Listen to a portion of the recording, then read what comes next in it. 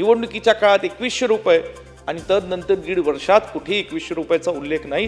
ठरलं होतं राधाकृष्ण विखे पाटील साहेबांच्या समोर बैठक झाली, त्याचा पुन्हा सर्वे करणार, निचरे कॅनल काढणार, त्याला निधी देऊ, असं सगळे निर्णय झाले, पण अंमलबजावणी का नाही? पैसे नाही। महाराष्ट्रातल्या शेतकऱ्यांनी त्यांच्या शेतीसाठी, चांगल्या शेतीसाठी, शेतातल्या चांगल्या पिकासाठी बँकांचे काही कर्ज काढले नाहीत का?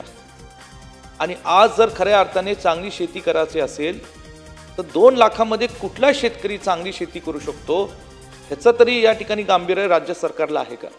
राज्याच्या अर्थसंकल्पात केवळ घोषणांचा पाऊस पडलाय, परंतु घोषणा करणे वेगळे आणि लाभ देणे वेगळे।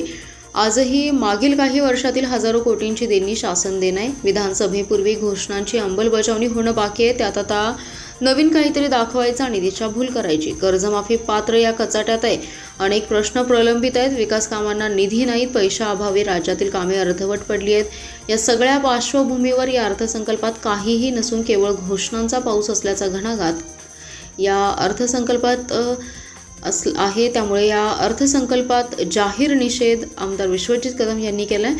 विधानसभेत अर्थसंकल्पावर जाहीर चर्चेत भाग घेत त्यांनी अनेक प्रश्नांवर शासनाच्या कारभाराची लक्तरे काढली आहेत। मोठा गाजावाजा करत कर्जमाफी जाहीर केली, पण ती पात्र या मोठ्या निकषावर अवलंबून आहे। 30 सप्टेंबर 2025 हा कोणता मुहूर्त आहे आणि त्यानंतर शेती केली नाही का? शेतकऱ्यांनी कर्ज काढली नाहीत का? असा सवाल त्यांनी उपस्थित केलाय।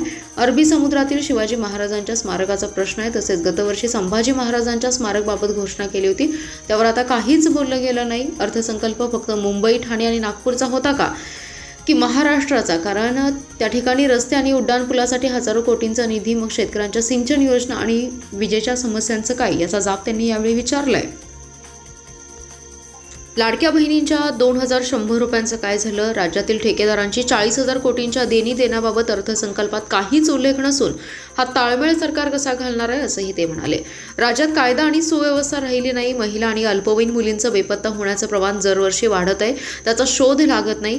पोलीस काय सत्ताधाऱ्यांच्या मागे फिरण्यासाठी आहे का? असं आज महिला पोलीस कमी आहेत, त्यांची भरती कधी होणार अशी विचारणा करत हा अर्थसंकल्प प्रगतशील, शाश्वत, सर्वसमावेशक आणि सुशासन या 4 सूत्री स्तंभावर आधारित असल्याचं सांगितलं जातंय, पण याची अंमलबजावणी कधी समजलीच नसल्याची टीका त्यांनी करत या अर्थसंकल्पाचा निषेध व्यक्त केलाय। एकीकडं या ठिकाणी आज आम्ही बघतोय 8 मार्च प्रत्येक अर्थसंकल्पात येतो, जागतिक महिला दिन म्हणून संपूर्ण जगात आपण सगळेच लोक तो मोठा आनंदाने उत्साह आपल्या संस्कृतीमध्ये आपली आई असेल, आपली बहीण असेल, आपली पत्नी असेल, आपली मुलगी असेल आणि आपल्या संस्कृतीच्या परंपरेनुसार विद्या, सरस्वती, लक्ष्मी या सगळ्याला वंदन करून या ठिकाणी जागतिक महिला दिन साजरा करत असतो। परंतु आज लाडक्या बहिणीला 1500 रुपये विधानसभेच्या आधी, निवडणुकीच्या काळात 2100 रुपये आणि तदनंतर 1.5 वर्षात कुठेही 2100 रुपयाचा उल्लेख नाही। आम्हाला आणि महाराष्ट्रातल्या आमच्या लाडक्या बहिणींना अपेक्षा होती की कुठेतरी 2100 रुपये ह्या अधिवेशनाच्या बजेटमध्ये राज्य सरकारच्या माध्यमातून दिले जातील आणि आम्ही त्यांच्या पाठीशी राहू। अध्यक्ष महोदय, आज माझ्या सांगली जिल्ह्यामध्ये शेतकऱ्यांचा सर्वात मोठा प्रश्न हा शारपडीचा आहे। ह्याच्यावर या ठिकाणी जलसंधारण मंत्री, पाटबंधारे मंत्री आदरणीय राधाकृष्ण विखे पाटील साहेबांच्या सोबत आमची मीटिंग झालेली आहे। त्याच्यात ठरलं होतं, मागच्या अधिवेशनात आम्ही लक्षवेधी केलेली होती की लवकरात लवकर शारपडीचं पुन्हा या ठिकाणी सर्वे करून त्याला मोठी निधी तरतो। 10-15 हजार हेक्टर जमीन आज नदी काठ लागू नये, पण त्याला मीठ फुटल्यामुळं आज दुष्काळाच्या शेतीपेक्षा आज आमचे गोपीचंद पडळकर आमदार जत तालुक्यातले जतपेक्षा वाईट अवस्था या शारपड जमिनीच्या शेतकऱ्यांच्या मालकीची झाली। तिथं पीकच निघू शकत नाही। ठरलं होतं राधाकृष्ण विखे पाटील साहेबांच्या समोर बैठक झाली, त्याचा पुन्हा सर्वे करणार, निचरे कॅनल काढणार, त्याला निधी देऊ, असं सगळे निर्णय झाले, पण अंमलबजावणी का नाही? पैसे नाही। मग तुम्ही महाराष्ट्रातल्या हे वेगवेगळ्या घटकातल्या वेगवेगळ्या ह्या ठिकाणी खात्यांना कधी पैसे देणार, हा या ठिकाणी आज प्रश्न ह्या ठिकाणी माझ्यासमोर कार्यकर्त्यांसमोर पडलेला आहे। आणि म्हणून मला आपल्या सर्वांना नम्र विनंती आहे, महाराष्ट्रातल्या शेतकऱ्यांनी शेती केली नाही का? महाराष्ट्रातल्या शेतकऱ्यांनी त्यांच्या शेतीसाठी, चांगल्या शेतीसाठी, शेतातल्या चांगल्या पिकासाठी बँकांचे काही कर्ज काढले नाहीत का? आणि आज जर खऱ्या अर्थाने चांगली शेती करायची असेल तर 2 लाखामध्ये कुठला शेतकरी चांगली शेती करू शकतो ह्याचं तरी या ठिकाणी गांभीर्य राज्य सरकारला आहे का? आज जवळजवळ 7-7 महिने झाले 30 सप्टेंबर 2025ला होऊन। या 7-8 महिन्यांनी ज्या शेतकऱ्यांनी स्वतःच्या शेतीसाठी पैसे काढले असतील, 2 लाखाच्या वर कुणाला या ठिकाणी आज पाईपलाईन करायचं असेल, ड्रिप इरिगेशन करायचं असेल, इतर काही गोष्टी असेल, तर अशी आधुनिक काळातली शेती जर सुद्धा कुठल्या शेतकऱ्याला करायचं असेल तर ती 2 लाखापर्यंत होऊ शकते का, याचा बारीक विचार शेतकरी केला का?